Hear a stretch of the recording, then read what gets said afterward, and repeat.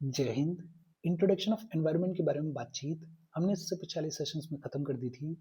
आज के सेशन से हम शुरू कर रहे हैं एक और नया चैप्टर टाइटल्ड है इकोलॉजिकल फंक्शन। आज के सेशन में हम बात करेंगे इकोसिस्टम के बारे में। इकोसिस्टम क्या होता है और इकोसिस्टम से रिलेटेड जितनी भी चीजें हैं उन सभी चीजों के बारे में अब हम पढ़ेंगे, बातचीत करेंगे।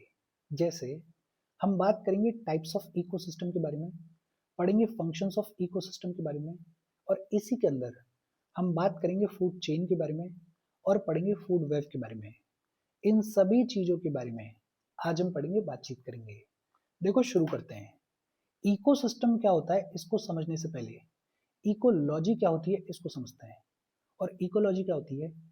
Ecology is the scientific study of interactions between organisms and their environment.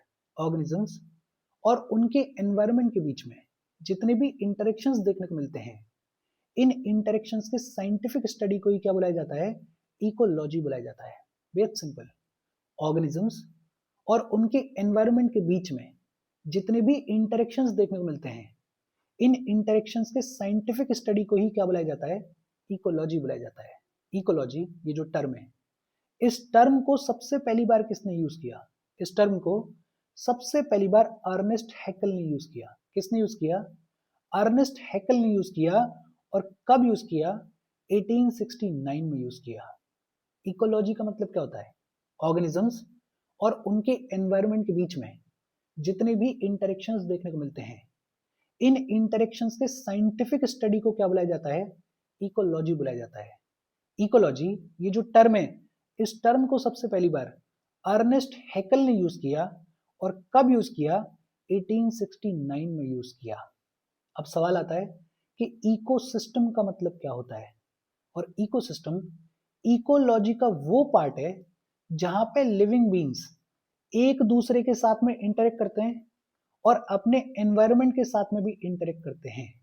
Ecosystem, ecology का वो पार्ट है जहां पे लिविंग बींग्स एक दूसरे के साथ में इंटरेक्ट करते हैं और अपने एनवायरनमेंट के साथ में भी, या फिर ये कहें कि नॉन लिविंग कंपोनेंट के साथ में भी इंटरेक्ट करते हैं और एक लंबे चौड़े नेटवर्क ऑफ रिलेशनशिप्स को फॉर्म करते हैं।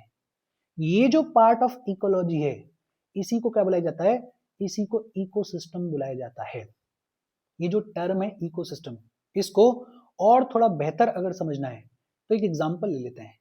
देखो, एक हो सकता है लेक इकोसिस्टम, एक हो सकता है रिवर इकोसिस्टम, एक हो सकता है डेजर्ट इकोसिस्टम। ऐसे बहुत सारे इकोसिस्टम्स जो हैं वो देखने को मिलते हैं। एग्जाम्पल के तौर पे बात करते हैं लेक इकोसिस्टम के बारे में। मान लेते हैं कि कोई लेक है।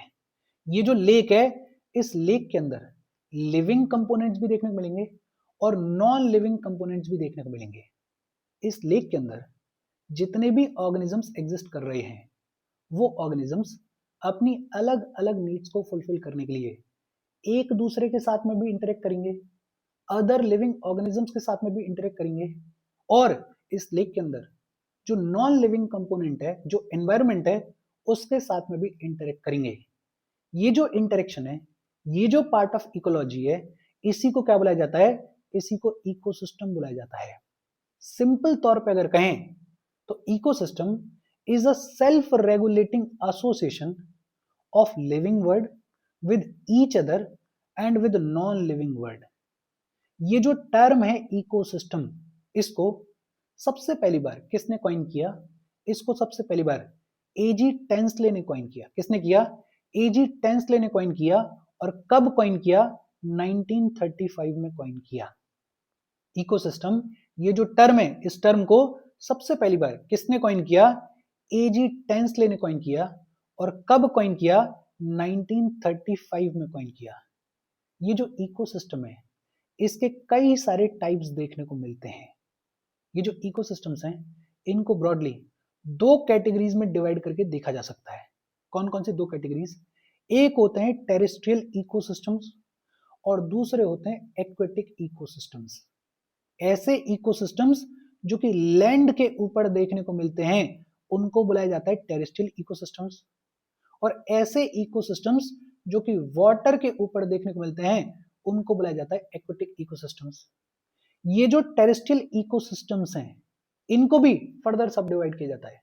ये जो टेरेस्ट्रियल इकोसिस्टम्स होते हैं इनमें एक देखने को मिल सकता है अपलैंड इकोसिस्टम या फिर माउंटेन इकोसिस्टम, एक देखने को मिलता है लोलैंड इकोसिस्टम। फिर इसके अलावा ये जो टेरेस्ट्रियल इकोसिस्टम्स हैं इनमें डेजर्ट इकोसिस्टम भी देखने को मिलता है। और ये जो डेजर्ट इकोसिस्टम देखने को मिलता है इसमें एक हो सकता है वार्म डेजर्ट इकोसिस्टम और एक हो सकता है कोल्ड डेजर्ट इकोसिस्टम। और अगर बात करें एक्वेटिक इकोसिस्टम्स के बारे में तो एक्वेटिक इकोसिस्टम्स के अंदर एक देखने को मिलता है फ्रेश वाटर इकोसिस्टम। ये जो फ्रेश वाटर इकोसिस्टम है इसको कॉन्टिनेंट इकोसिस्टम भी बुलाया जाता है। और दूसरा देखने को मिलता है मराइन इकोसिस्टम। ये जो फ्रेश वाटर इकोसिस्टम है इसके अंदर एक देखने को मिल सकता है रिवर इकोसिस्टम, एक देखने को मिलता है लेक इकोसिस्टम, एक देखने को मिलता है पॉन्ड इकोसिस्टम, एक देखने को मिलता है टैंक इकोसिस्टम। और ये जो मराइन इकोसिस्टम्स हैं इन मराइन इकोसिस्टम्स के अंडर एक देखने को मिलता है ओपन ओशन इकोसिस्टम और एक देखने को मिलता है कोस्टल इकोसिस्टम। ऐसे बहुत सारे इकोसिस्टम्स जो हैं वो देखने को मिलते हैं। ब्रॉडली अगर बात करें तो इकोसिस्टम्स को दो कैटेगरीज में डिवाइड करके देखा जा सकता है। कौन कौन सी दो कैटेगरीज? एक होते हैं टेरेस्ट्रियल इकोसिस्टम्स, ऐसे इकोसिस्टम्स जो कि लैंड के ऊपर देखने को मिलते हैं, और दूसरे होते हैं एक्वेटिक इकोसिस्टम्स, ऐसे इकोसिस्टम्स जो कि वाटर के ऊपर देखने को मिलते हैं। इजी और सिंपल सी बातचीत है। सबसे पहले हमने बात की इकोलॉजी के बारे में, और इकोलॉजी का मतलब क्या होता है? ऑर्गेनिजम्स और उनके एनवायरनमेंट के बीच में जितने भी इंटरेक्शंस देखने को मिलते हैं उनकी साइंटिफिक स्टडी को क्या बुलाया जाता है? इकोलॉजी बुलाया जाता है। इकोलॉजी ये जो टर्म है इसको सबसे पहली बार अर्नेस्ट हैकल ने यूज किया, और कब यूज किया? 1869 में यूज किया। इसके बाद हमने बात की इकोसिस्टम के बारे में। इकोसिस्टम इकोलॉजी का वो पार्ट होता है जहां पे लिविंग बींग्स एक दूसरे के साथ में इंटरेक्ट करते हैं और अपने एनवायरनमेंट के साथ में, या फिर ये कहें कि नॉन लिविंग कंपोनेंट के साथ में भी इंटरेक्ट करते हैं और एक लंबे चौड़े नेटवर्क ऑफ रिलेशनशिप्स को फॉर्म करते हैं। ये जो टर्म है इकोसिस्टम, इसको सबसे पहली बार किसने कॉइन किया? एजी टेंसले ने कॉइन किया। और कब कॉइन किया? 1935 में कॉइन किया। ये जो इकोसिस्टम्स हैं इनको ब्रॉडली दो कैटेगरीज में डिवाइड करके देखा जाता है। कौन कौन सी दो कैटेगरीज में डिवाइड करके देखा जाता है? एक होता है टेरेस्ट्रियल इकोसिस्टम्स और दूसरे होते हैं एक्वेटिक इकोसिस्टम्स। इसके बाद बात आती है फंक्शंस ऑफ इकोसिस्टम के बारे में। इकोसिस्टम के कौन कौन से फंक्शंस होते हैं? अच्छा, इससे पिछले वाले सेशंस में हमने बात की थी about the goods and services provided by the ecosystem. इसके बारे में ऑलरेडी हमने पढ़ लिया है। जब बात आती है फंक्शंस ऑफ इकोसिस्टम के बारे में, तो इकोसिस्टम के जो फंक्शंस हैं वो बड़े ब्रॉड होते हैं, बड़े ही कॉम्प्लेक्स होते हैं, और सबसे इंपॉर्टेंट चीज, इकोसिस्टम के जो फंक्शंस हैं वो कॉन्स्टेंटली चेंज होते रहते हैं। इकोसिस्टम के जो फंक्शंस हैं उनको ब्रॉडली तीन कैटेगरीज में क्लासिफाई करके देखा जा सकता है। कौन कौन सी तीन कैटेगरीज में क्लासिफाई करके देखा जा सकता है? एक होता है एनर्जी फ्लो, और एनर्जी फ्लो के तहत जितने भी प्लांट्स और जितने भी एनिमल्स देखने को मिलते हैं, इन प्लांट्स और एनिमल्स के बीच में जो एनर्जी एक्सचेंज देखने को मिलता है, उस एनर्जी एक्सचेंज को रेगुलेट करने का काम कौन करता है? इकोसिस्टम करता है। किस तरीके से इस एनर्जी एक्सचेंज को इकोसिस्टम रेगुलेट करता है उस सब के बारे में आगे चलते हम पढ़ेंगे, बातचीत करेंगे। लेकिन फिलहाल के लिए इकोसिस्टम का एक फंक्शन है इस एनर्जी फ्लो को रेगुलेट करना। दूसरा फंक्शन है न्यूट्रिएंट साइकिल, या फिर जिसको बायोजियोकेमिकल साइकिल भी बुलाया जाता है। और ये जो न्यूट्रिएंट साइकिल है इसके तहत जितने भी बायोटिक कंपोनेंट्स और जितने भी एबायोटिक कंपोनेंट्स हैं, इन बायोटिक और एबायोटिक कंपोनेंट्स के बीच में जो न्यूट्रिएंट्स का सर्कुलेशन देखने को मिलता है, उस न्यूट्रिएंट्स के सर्कुलेशन में भी जो इकोसिस्टम है वो मदद करता है। तो इकोसिस्टम का दूसरा फंक्शन है न्यूट्रिएंट साइकिल या फिर बायोजियोकेमिकल साइकिल। और तीसरा फंक्शन है इकोसिस्टम का इकोलॉजिकल सक्सेशन। इकोलॉजिकल सक्सेशन या इसी को इकोसिस्टम डेवलपमेंट भी बुलाया जाता है। जो अलग अलग ट्रॉपिक लेवल्स देखने को मिलते हैं, इन अलग अलग ट्रॉपिक लेवल्स के बीच में बैलेंस मेंटेन करने का काम भी कौन करता है? इकोसिस्टम करता है। तो इकोसिस्टम के जो फंक्शंस हैं उनको मोटा मोटा 3 कैटेगरीज में क्लासिफाई करके देखा जा सकता है। कौन कौन सी 3 कैटेगरीज? एक एनर्जी फ्लो, ये जो प्लांट्स हैं, ये जो एनिमल्स हैं, इनके बीच में जो एनर्जी एक्सचेंज देखने को मिलता है, इस एनर्जी एक्सचेंज को रेगुलेट कौन करता है? इकोसिस्टम करता है। दूसरा न्यूट्रिएंट साइकिल या फिर बायोजियोकेमिकल साइकिल्स, जो बायोटिक कंपोनेंट्स हैं और जो एबायोटिक कंपोनेंट्स हैं उनके बीच में जो न्यूट्रिएंट्स का सर्कुलेशन देखने को मिलता है, उस सर्कुलेशन में भी हेल्प कौन करता है? इकोसिस्टम करता है। और तीसरा इकोलॉजिकल सक्सेशन, जो अलग अलग ट्रॉपिक लेवल्स हैं उनके बीच में बैलेंस मेंटेन करने का काम भी किसका है? इकोसिस्टम का है।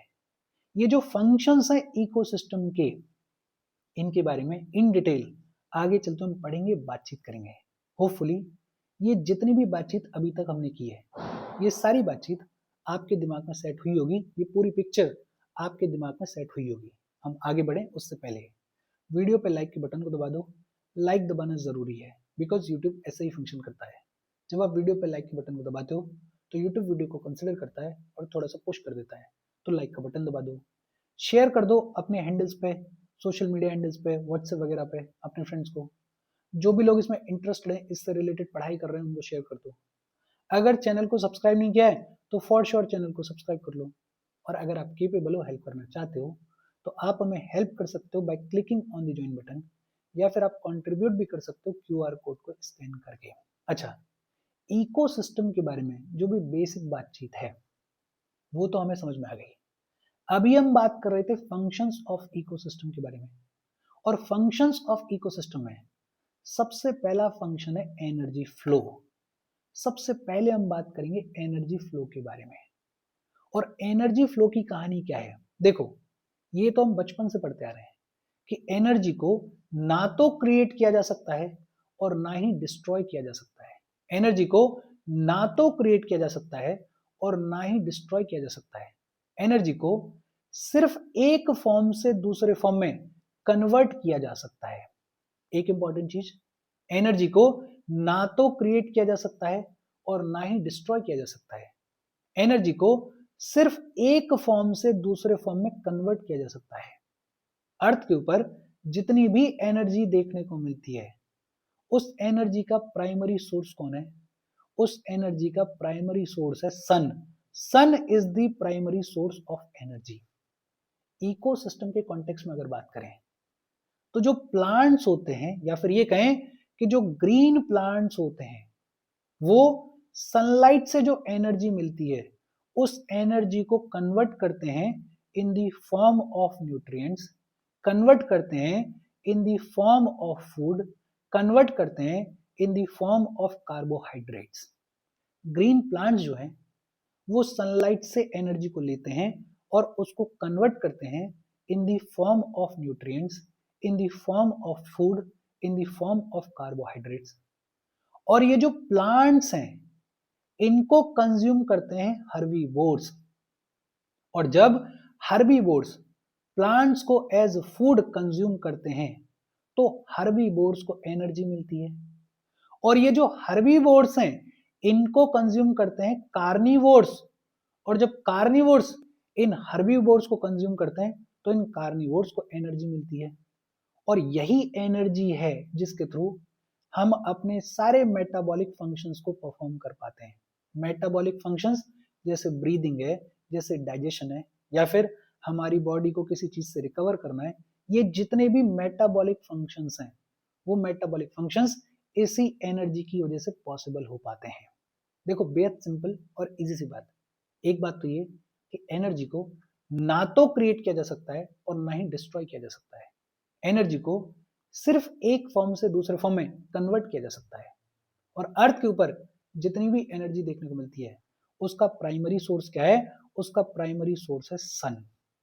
होता क्या है, ग्रीन प्लांट्स जो हैं वो सनलाइट से एनर्जी को लेते हैं और फोटोसिंथेसिस के थ्रू उसको कन्वर्ट करते हैं in the form of nutrients, in the form of food, in the form of carbohydrates. ये जो प्लांट्स हैं, इन प्लांट्स को हर्बीवोर्स कंज्यूम करते हैं और हर्बीवोर्स को अल्टीमेटली जो कार्निवोर्स होते हैं वो कंज्यूम करते हैं। जब प्लांट्स को हर्बीवोर्स ने कंज्यूम किया तो इनको एनर्जी मिली, इन हर्बीवोर्स को जब कार्निवोर्स ने कंज्यूम किया तो इनको एनर्जी मिली। और यही जो एनर्जी है, इसी की मदद से हम अपने सभी मेटाबॉलिक फंक्शंस को परफॉर्म कर पाते हैं। जो सबसे इंपॉर्टेंट चीज है वो क्या है कि ये जो एनर्जी फ्लो करती है ये हमेशा प्रोड्यूसर्स से कंज्यूमर्स की तरफ फ्लो करती है। ये जो एनर्जी का फ्लो है ये हमेशा यूनी डायरेक्शनल देखने को मिलता है। हमेशा एनर्जी जो है वो यहां से ग्रीन प्लांट से इन प्रोड्यूसर्स से हर्बीवोर्स की तरफ, कार्निवोर्स की तरफ फ्लो करेगी, कभी भी उल्टा देखने को नहीं मिलेगा।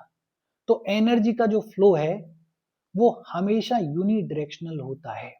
अच्छा, ये जो एनर्जी का फ्लो आप देख रहे हो कि प्रोड्यूसर्स से हर्बीवोर्स की तरफ, फिर हर्बीवोर्स को कार्निवोर्स ने कंज्यूम किया, और ये जो कार्निवोर है इसको भी कोई जो टॉप लेवल का कार्निवोर है वो कंज्यूम करेगा। ये जो एनर्जी का ट्रांसफर देखने को मिल रहा है इनको क्या बुलाया जाता है? इनको लेवल्स बुलाया जाता है, इनको ट्रॉपिक लेवल्स बुलाया जाता है। भाई, प्रोड्यूसर्स से हर्बीवोर्स तक ये एक ट्रॉपिक लेवल हो गया, हर्बीवोर से कार्निवोर तक ये दूसरा ट्रॉपिक लेवल हो गया, फिर ये जो कार्निवोर है इसको एक और कोई कार्निवोर खा रहा है, ये तीसरा ट्रॉपिक लेवल हो गया।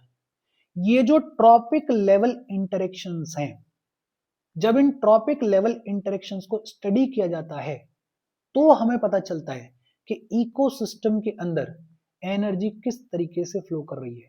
तो हमें पता चलता है कि इकोसिस्टम के अंदर जो मेंबर्स हैं, जो भी ऑर्गेनिजम्स हैं, वो किस तरीके से कनेक्टेड हैं एक दूसरे से based on the nutritional needs. ये जो ट्रॉपी शब्द है ये बेसिकली एक ग्रीक वर्ड है और ट्रॉपी का लिटिल मीनिंग होता है नरिशमेंट। ये जो ट्रॉपिक लेवल इंटरेक्शन है इसके थ्रू हमें पता चल रहा है कि वेरियस ऑर्गेनिज्म जो है वो बेस्ड ऑन न्यूट्रिशनल नीड्स किस तरीके से कनेक्टेड है। फॉर एग्जांपल, ग्रास है, घास है, ये जो घास है इसको ग्रास हॉपर खाता है, ये जो ग्रास हॉपर है इसको कोई माउस खा लेता है, ये जो माउस है इसको कोई स्नेक खा लेता है। तो ये जो ट्रॉपिक लेवल इंटरेक्शन है इसी से तो हमें पता चल रहा है कि न्यूट्रिशनल नीड्स के बेस पे ये जो वेरियस ऑर्गेनिजम्स हैं वो एक दूसरे से किस तरीके से कनेक्टेड है। और अभी हमने बात की है कि ये जो एनर्जी है वो हमेशा लोअर लेवल से हायर लेवल्स की तरफ फ्लो करती है। ये जो एनर्जी का फ्लो है ये हमेशा यूनी डायरेक्शनल देखने को मिलता है। ये जो एनर्जी का फ्लो है ये हमेशा प्रोड्यूसर्स से हर्बीवोर्स की तरफ जाएगी और हर्बीवोर्स से कार्निवोर्स की तरफ जाएगी। तो ये जो एनर्जी का फ्लो है ये हमेशा लोअर लेवल से हायर लेवल्स की तरफ देखने को मिलता है। और जैसे जैसे ट्रॉपिक लेवल में हम ऊपर की तरफ जाते हैं वैसे वैसे ये जो अमाउंट ऑफ एनर्जी है ये डिक्रीज होती जाती है। इसके लिए एक लिंडमैन का रूल है जिसके बारे में आगे चलते हम पढ़ेंगे, लेकिन फिलहाल के लिए बेसिक तौर पे याद रखो कि जब प्रोड्यूसर से हर्बीवोर्स की तरफ जाएंगे, जब हर्बीवोर से कार्निवोर्स की तरफ जाएंगे, और जब कार्निवोर से टॉप लेवल के कार्निवोर की तरफ जाएंगे, तो जैसे जैसे हम ट्रॉपिक लेवल्स में ऊपर की तरफ जाएंगे वैसे वैसे ये जो एनर्जी है ये डिक्रीज होती जाएगी। एनर्जी डिक्रीज क्यों होती जाएगी? बिकॉज जब ट्रॉपिक लेवल चेंज होगा तो जो एनर्जी है उसका लॉस भी तो देखने को मिलेगा। भाई, हमारे बहुत सारे मेटाबॉलिक फंक्शंस हैं, जब हम किसी चीज को कंज्यूम करते हैं तो उसमें बहुत सारी हीट जो है वो अनयूजेबल रह जाती है, और ये जो अनयूजेबल हीट है ये बेसिकली क्या है, ये लॉस्ट हो जाती है। और इस वजह से जैसे जैसे हम ट्रॉपिक लेवल्स में ऊपर की तरफ जाते हैं वैसे वैसे एनर्जी जो है वो डिक्रीज होती जाती है। अच्छा, ये जो ट्रॉपिक लेवल इंटरेक्शंस देखने को मिलते हैं, इन ट्रॉपिक लेवल इंटरेक्शंस में तीन कॉन्सेप्ट्स देखने को मिलते हैं। कौन कौन से तीन कॉन्सेप्ट्स देखने को मिलते हैं? एक बात होती है फूड चेन के बारे में, दूसरा बात होती है फूड वेब के बारे में, और तीसरा बात होती है इकोलॉजिकल पिरामिड्स के बारे में।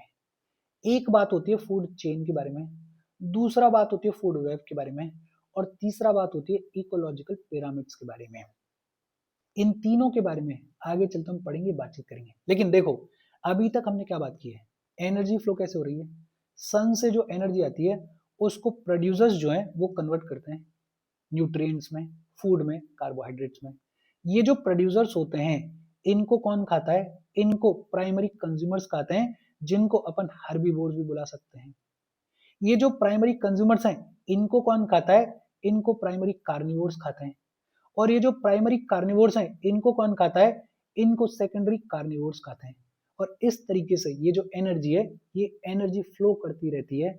और जैसे जैसे हम अगले टॉपिक लेवल पे जाएंगे वैसे वैसे ये जो एनर्जी है वो डिक्रीज होती जाती है। अच्छा, इस सब में एक चीज और देखने को मिलती है, जितना भी डेड ऑर्गेनिक मैटर है, फिर चाहे वो प्लांट्स का हो, फिर चाहे वो प्राइमरी कंज्यूमर्स का हो, फिर चाहे वो प्राइमरी कार्निवोर्स का हो, फिर चाहे वो सेकेंडरी कार्निवोर्स का हो, ये जितना भी डेड रिमेन है इसको डीकंपोजर्स डिकंपोज करते हैं।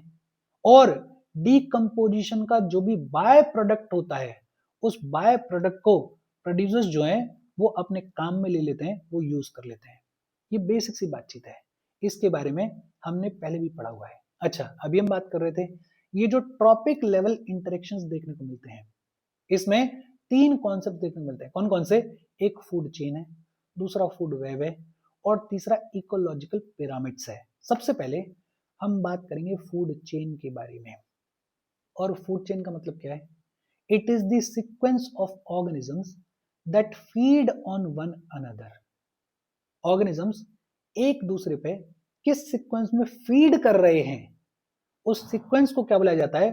फूड चेन बुलाया जाता है। फॉर एग्जाम्पल, ये जो इमेज है इस इमेज को देखो, ये है ग्रास। इस घास को कौन खा रहा है? मान लेते हैं कि इस घास को ये जो ग्रास हॉपर है ये खा रहा है। ये जो ग्रास हॉपर है इसको कौन खा रहा है? इस ग्रास हॉपर को ये माउस खा रहा है। ये जो माउस है इस माउस को कौन खा रहा है? इस माउस को ये स्नेक खा रहा है। और ये जो स्नेक है इसको कौन खा रहा है? इसको ये ईगल खा रही है। ये जो सीक्वेंस है ऑर्गेनिजम्स का that feed on one another, इसी सीक्वेंस को क्या बुलाया जाता है? इसी सीक्वेंस को फूड चेन बुलाया जाता है। बेसिकली फूड चेन क्या है? फूड चेन जो है वो फीडिंग रिलेशनशिप है, वो बेसिकली ट्रॉपिक लेवल्स का रिलेशनशिप है। अगर और दूसरे लैंग्वेज में कहें तो फूड चेन क्या है? Food chain is the sequence of energy transfer from lower levels to higher levels. Lower level से हायर लेवल्स की तरफ किस तरीके से ये जो ऑर्गेनिजम्स हैं वो फीड कर रहे हैं, या फिर ये कहें कि किस तरीके से ट्रॉपिक लेवल्स डेवलप हो रहे हैं, या फिर ये कहें कि किस तरीके से एनर्जी ट्रांसफर हो रही है। ये जो सीक्वेंस ऑफ ऑर्गेनिजम्स है that feed on one another, इसी सीक्वेंस को क्या बुलाया जाता है? फूड चेन बुलाया जाता है। Food chain is basically one pathway of energy transfer. एक तरीके से फूड चेन में क्या हो रहा है कि जो एनर्जी ट्रांसफर है वो देखने को मिल रहा है।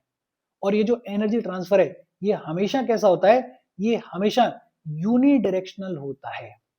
अच्छा, फूड चेन आइसोलेटेड एग्जिस्ट करे ऐसा बहुत रेयर देखने को मिलता है, ना के बराबर देखने को मिलता है। यूजुअली देखने को क्या मिलता है? यूजुअली देखने को मिलता है फूड वेब। और फूड वेब का मतलब क्या होता है अभी अपन आगे चलते हुए हम समझेंगे, लेकिन हाँ, ये जो आइसोलेटेड फूड चेन है ये बहुत रेयरली देखने को मिलती है। अच्छा, अगर बात करें टाइप्स ऑफ फूड चेन के बारे में तो जनरली दो टाइप की फूड चेन्स देखने को मिलती हैं। कौन कौन सी दो टाइप की फूड चेन्स देखने को मिलती हैं? एक देखने को मिलती है ग्रेजिंग फूड चेन। ये जो ग्रेजिंग फूड चेन होती है ये शुरू होती है ऑटोट्रॉप्स से, और दूसरी होती है डेट्रिटस फूड चेन। ये जो डेट्रिटस फूड चेन है ये शुरू होती है डेड ऑर्गेनिक मैटर से। देखो बड़ा सिंपल है, ग्रेजिंग फूड चेन जो है वो शुरू होती है ग्रीन प्लांट से, या फिर एक्वेटिक इकोसिस्टम में जो फाइटोप्लैंक्टॉन्स होते हैं, जो एल्गी होता है उससे शुरू होती है। जैसे ये जो हमारा एग्जाम्पल है ये एग्जाम्पल है ग्रेजिंग फूड चेन का। सबसे नीचे क्या है? सबसे नीचे घास है। सबसे नीचे क्या है? सबसे नीचे ग्रीन प्लांट है। सबसे नीचे क्या है? सबसे नीचे ऑटोट्रॉप है। ये जो ग्रेजिंग फूड चेन होती है इसकी शुरुआत होती है ग्रीन प्लांट से, इसकी शुरुआत होती है ऑटोट्रॉप से। और दूसरी होती है डेट्रिटस फूड चेन। ये जो डेट्रिटस फूड चेन है ये शुरू होती है डेड ऑर्गेनिक मैटर से। हमने पढ़ा हुआ है कि जो डेड ऑर्गेनिक मैटर होता है उसको ब्रेक डाउन करने का और उसको खाने का काम किसका है? सर्टेन माइक्रोब्स का है। जैसे कुछ बैक्टीरियाज होते हैं, कुछ फंगाइज होते हैं, जिनको डीकंपोजर्स बुलाया जाता है या जिनको सेप्रोफाइट्स बुलाया जाता है। तो जो food chain dead organic matter से शुरू हो रही है उसको बुला देते हैं डेट्रिटस फूड चेन। और आमतौर पे जो फूड चेन्स देखने को मिलती हैं जो कि ऑटोट्रॉप से शुरू होती हैं, जो कि ग्रीन प्लांट से शुरू होती हैं, उनको क्या बुला दिया जाता है? उनको ग्रेजिंग फूड चेन बुलाया जाता है। अच्छा, ये जो डीकंपोजिशन होता है, इस डीकंपोजिशन के जो बाय प्रोडक्ट्स होते हैं उनको अल्टीमेटली जो प्रोड्यूसर्स होते हैं वो अपने काम में ले लेते हैं। अभी हमने बात करी कि जो डीकंपोजर्स हैं, ये डीकंपोजर्स जो भी बाय प्रोडक्ट रिलीज करते हैं उस बाय प्रोडक्ट को अल्टीमेटली ये जो प्रोड्यूसर्स हैं ये अपने काम में ले लेते हैं। अच्छा, डीकंपोजिशन के बाय प्रोडक्ट्स क्या क्या हो सकते हैं? एक तो बहुत सारे ऑर्गेनिक कंपाउंड जो है वो बाय प्रोडक्ट के तौर पर रिलीज होते हैं। वाटर जो है वो बाय प्रोडक्ट के तौर पर रिलीज होता है। फॉस्फेट जो है वो भी बाय प्रोडक्ट के तौर पर रिलीज होते हैं। नाइट्रोजन, सल्फेट जो है वो भी बाय प्रोडक्ट के तौर पर रिलीज होते हैं। लेकिन अपने को क्या समझना है बेसिक सिंपल तौर पे कि एक होती है ग्रेजिंग फूड चेन और दूसरी होती है डेट्रिटस फूड चेन। दोनों में डिफरेंस क्या है? ये जो ग्रेजिंग फूड चेन है ये शुरू होती है ऑटोट्रॉप्स के साथ में, ये शुरू होती है ग्रीन प्लांट्स के साथ में, और आमतौर पे यही फूड चेन देखने को मिलती है इकोसिस्टम के अंदर। दूसरी होती है डेट्रिटस फूड चेन। ये जो डेट्रिटस फूड चेन है ये डेड ऑर्गेनिक मैटर से शुरू होती है। अच्छा, फूड चेन क्या होती है वो तो अपने को समझ में आया। अब सवाल आता है कि फूड वेब का मतलब क्या होता है? देखो, किसी भी इकोसिस्टम के अंदर जितने भी एनर्जी और न्यूट्रिएंट्स के ट्रांसफर के पॉसिबल कॉम्बिनेशंस हैं बिटवीन द ऑर्गेनिजम्स, उनको मिला के क्या बनती है? उनको मिला के फूड वेब बनती है। बेसिकली फूड चेन्स का जो इंटरकनेक्टेड और ओवरलैपिंग कॉम्प्लिकेटेड सिस्टम होता है, कॉम्प्लिकेटेड नेटवर्क होता है, उसी को क्या बुलाया जाता है? उसी को फूड वेब बुलाया जाता है। देखो, इसको इजी तौर पे एग्जांपल के थ्रू समझते हैं। मान लेते हैं कि नीचे ये सारे ऑटोट्रॉप्स हैं, यहाँ पे ग्रास है, यहाँ पे वेजिटेबल्स हैं, यहाँ पे ट्रीज हैं। ये जो ग्रास है या फिर ये जो वेजिटेबल्स हैं या फिर ये जो ट्रीज हैं, इनको खाने वाला कोई एक ही जानवर थोड़ी है, एक ही ऑर्गेनिज्म थोड़ी है। ये जो वेजिटेबल्स हैं इनको रैबिट भी खा सकता है, इनको चूहा भी खा सकता है, इनको डियर भी खा सकता है। और जरूरी नहीं है कि ये तीनों वेजिटेबल को ही खा रहे हो सकता है इनमें से एक ग्रास खा ले, हो सकता है इनमें से एक ट्री को खा ले, मतलब कुछ भी हो सकता है। फिर ये जो चूहा है, इस चूहे को खाने के लिए सिर्फ स्नेक ही थोड़ी है। इस चूहे को खाने के लिए हो सकता है कोई आउल भी खा ले, हो सकता है कोई ऐसी बर्ड हो जो कि खा ले, हो सकता है कोई और बड़ा कार्निवोर हो वो खा ले। फिर ये जो कार्निवोर्स हैं इनको खाने के लिए और बहुत से सारे जानवर बैठे हुए हैं।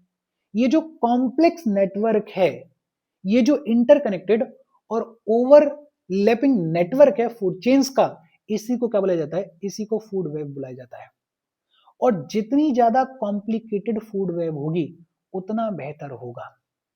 क्यों बेहतर होगा? देखो, इस एग्जांपल को देखो। अब मान लेते हैं कि इस फूड चेन में एक जो ये चूहा है, ये जो चूहे की प्रजाति है, ये पूरी की पूरी खत्म हो जाए तो क्या ये फूड चेन खत्म नहीं हो जाएगी?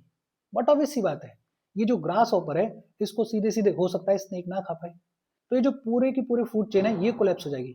और अगर पूरी की पूरी फूड चेन कोलैप्स हो गई तो अल्टीमेटली जो इकोसिस्टम है वो डिस्ट्रॉय हो जाएगा, नहीं हो जाएगा? बट ऑब्वियस सी बात है डिस्ट्रॉय हो जाएगा। लेकिन अगर फूड वेब कॉम्प्लिकेटेड है तो फिर क्या होगा? मान लेते हैं कि ये जो चूहा है ये पूरे तरीके से खत्म हो गया, तो ये जो आउल है ये अब चूहे की जगह क्या खा सकता है? हो सकता है रैबिट खा ले, हो सकता है यहाँ पे कोई दूसरा ऑर्गेनिज्म है उस पर फीड कर ले। तो ये जो सर्वाइवल है, इस सर्वाइवल के बेटर चांसेस होते हैं फूड वेब के अंदर। जितनी ज्यादा कॉम्प्लिकेटेड फूड वेब होगी उतना बेटर होता है, उतना बेटर चांसेस होते हैं सर्वाइवल के।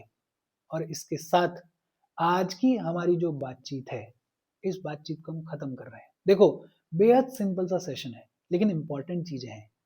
यही छोटी छोटी चीजें हैं जो कि एनवायरनमेंट में पूछी जाती हैं और रेफरेंस के तौर पे बहुत काम आती हैं। इन छोटी छोटी चीजों को दिमाग में रखना। कोई डाउट हो कमेंट करके पूछ लेना।